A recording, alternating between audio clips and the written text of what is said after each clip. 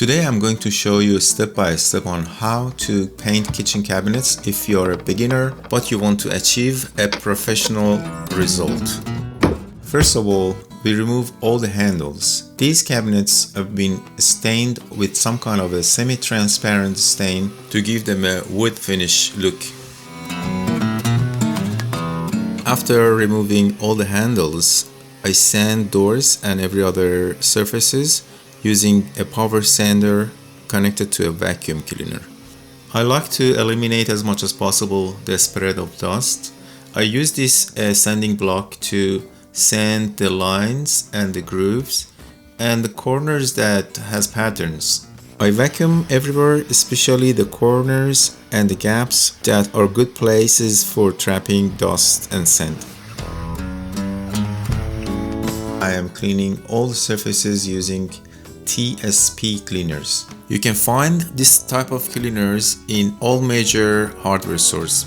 I'm leaving the link of all the products that I am using in the description below.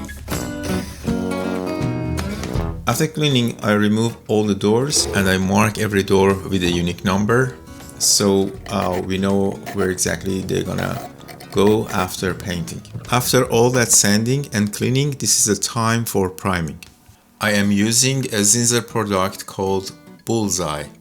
It is a water-based primer and I'm confident that the adhesion is pretty good because of a good preparation.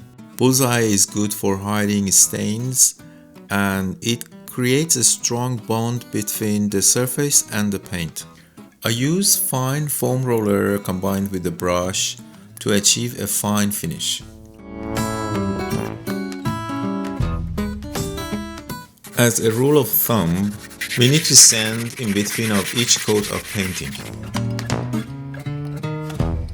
After that, we fill the gaps and make sure we are feathering the edges and leaving no lines. This step is very important. Attention to details is what makes a job looks professional at the end.